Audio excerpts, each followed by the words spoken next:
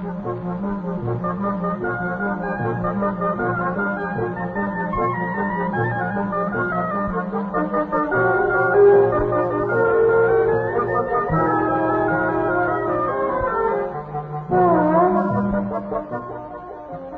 is the famous number 16 bus that winds all over Jerusalem, picking up students and professors and bringing them to the university. Going there is like a daily adventure. It's outside the city proper, past the oldest monastery in Israel, in the Judean hills, and then the brand new campus, which has grown up almost overnight.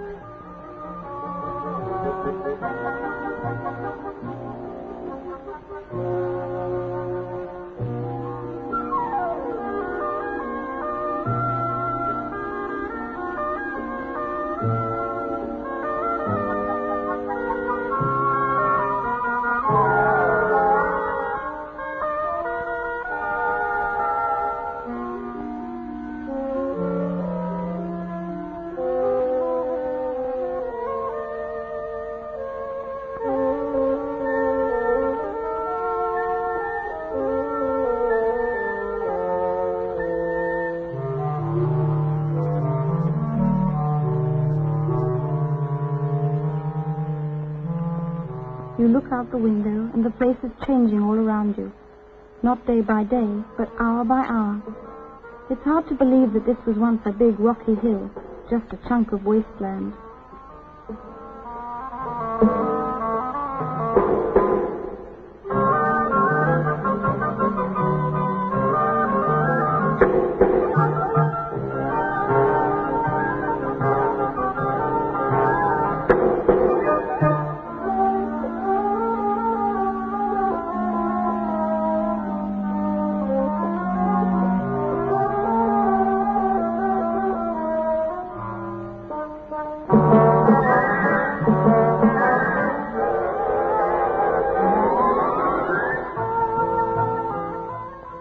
These workers are new to this country and new to this craft.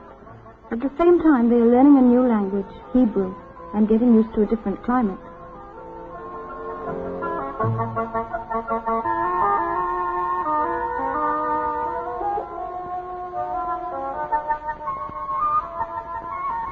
You can't have a campus without a campus green. Looking down here, there's always something new to see. New students, new professors, a constant stream of visitors to Israel. There goes Professor Shuloff. He's the Pied Piper of Jerusalem. Why, he put the zoo into zoology, which happens to be his subject. His loves are the children of Jerusalem and animals, and as many hours as he can spare outside the laboratory and classroom, he spends bringing the two together. He created his own zoo in Jerusalem, and incidentally, being also a Bible enthusiast, he made it a biblical zoo. It has whatever animals mentioned in the Holy Book he could beg, borrow, or capture.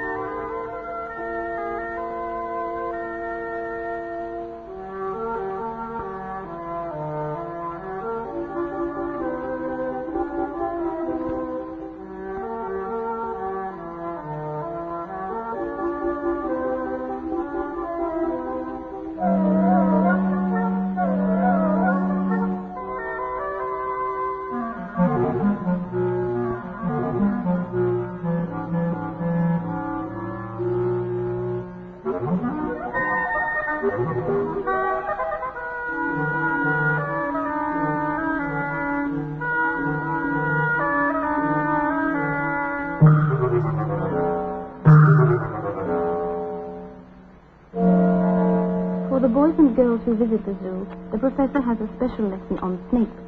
He shows them the deadly ones and those that are completely harmless. Most snakebite tragedies can be avoided, says Dr. Shuloff, if children are taught to recognize snakes. Not all are harmful. There are little garter snakes that can make cute pets.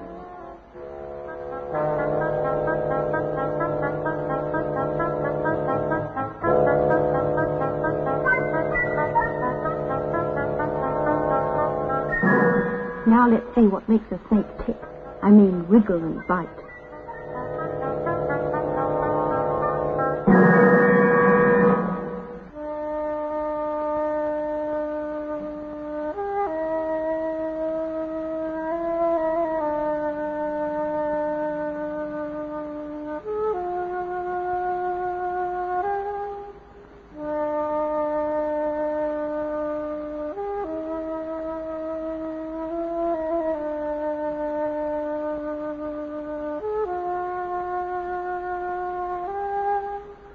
In the Department of Zoology, Dr. Shuloff milks snakes for venom.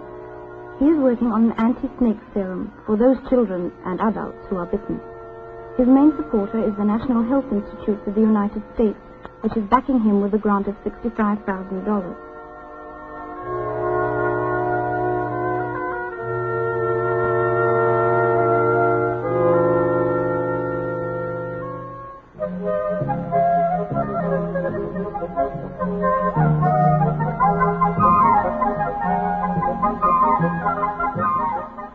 How can anyone get the venom of scorpions? But an assistant of Dr. Shuloff has found a way. His electrical invention can milk one of these dangerous critters dry and even measure the venom to the tiniest drop.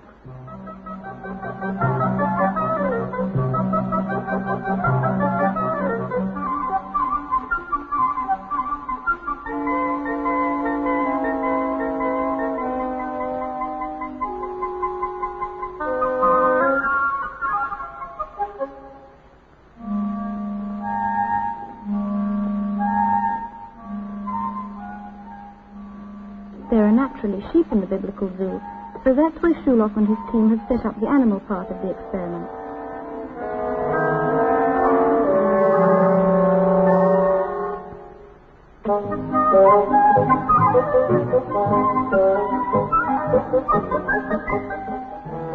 This campus is somehow too new-looking. What it needs is some statues to give it tradition and class.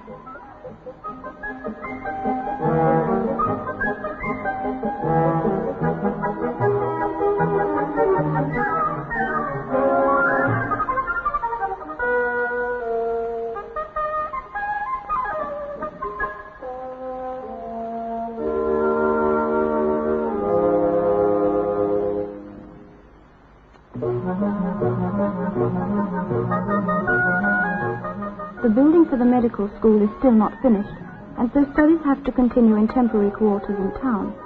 A third of the university's departments are scattered all over Jerusalem, just any kind of space that could be gotten hold of. All wait for the chance to have buildings on the new campus. Part of the medical school is set up in old offices of Christian missionaries. There is a password around here, Ein Brera, which means no alternative. Medical research goes on whether it's done in a converted cupboard, a washroom, or a corridor.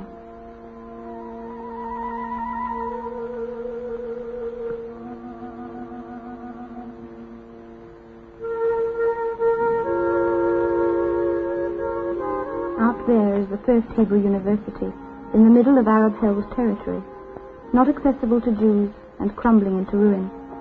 The traffic you see there is not in Israel, but in Jordan.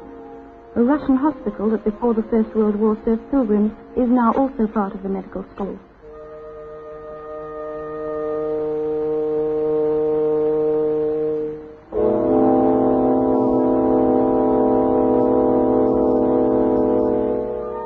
Professor Anna Rosine shows a new technique in cancer research. Cancer cells are placed in tiny capsular one-way chambers and then introduced into the belly tissue of rats. This technique establishes the reaction of the body on the cancer cells and prevents the cells from having a reaction on the body.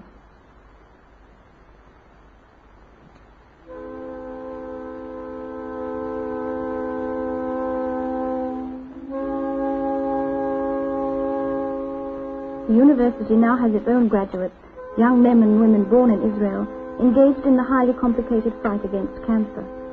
In these makeshift quarters, they use specialized equipment of the most advanced kind. This electron microscope takes a course of instruction to operate.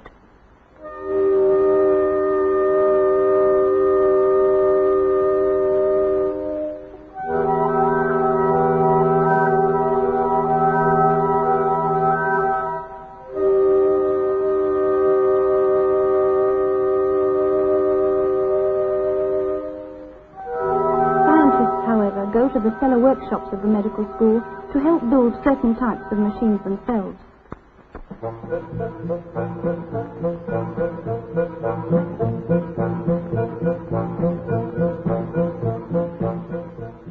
This machine was made for an experiment in cancer research by Professor Jack Gross.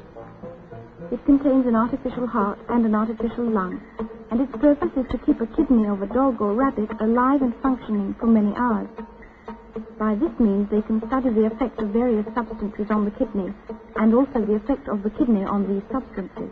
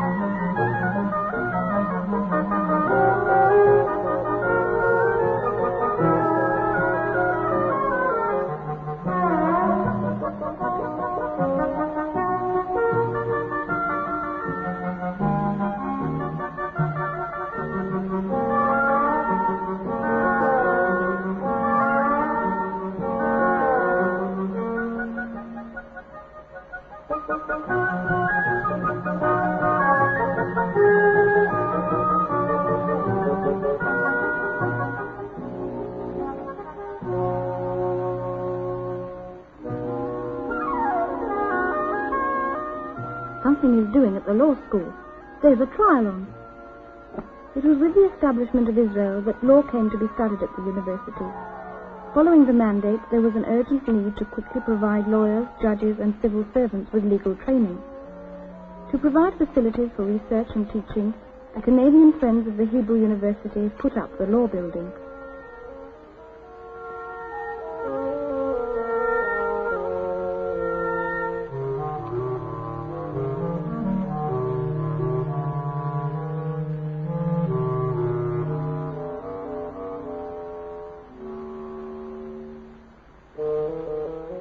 In addition to the study of criminal law, an Institute of Criminology has been established in the law school.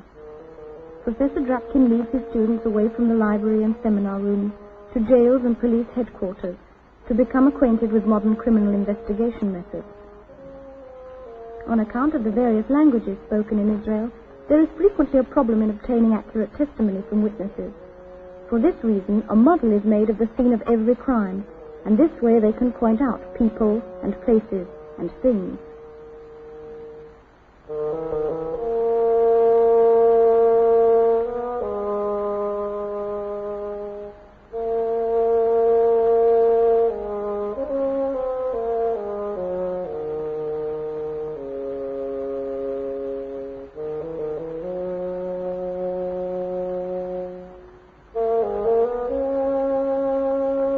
The lie detector is dependent on physiological reactions to certain questions.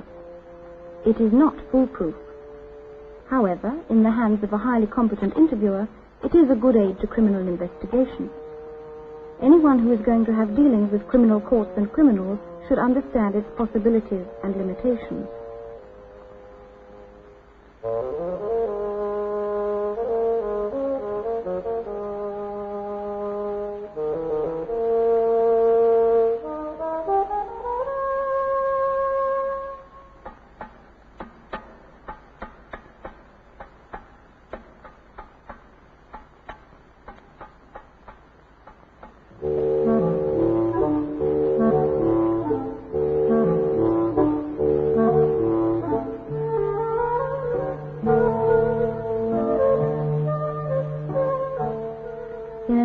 Selected villages, Hebrew University sociologists are conducting hundreds of interviews. In studying the various communities, Researchers found there is hardly any heart disease among those from the Orient, like Iraqi, Yemenite, Moroccan. This is also true of Israel's Arab population. When examining the phenomenon closer, it was found to be not just a matter of diet, as was once supposed, but the way of life, such as husband and wife relationships, the duties of children towards parents, how status is achieved in the community. So heart disease was seen as a problem not only for medical men, but for sociologists as well.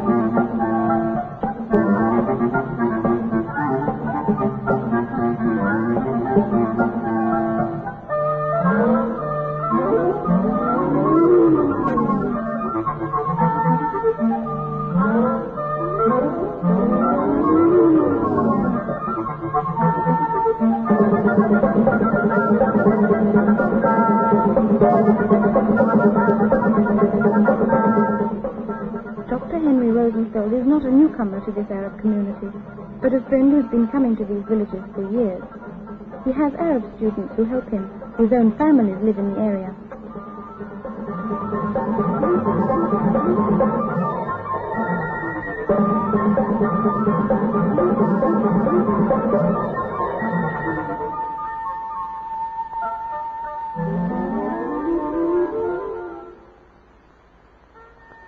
Back at the clinic, the medical professors also asked a variety of questions.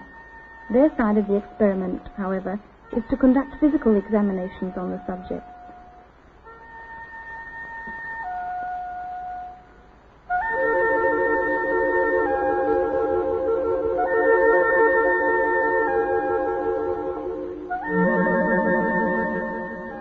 And far into the night, when Jerusalem is all quiet and still, the Hebrew University goes on shedding light and learning.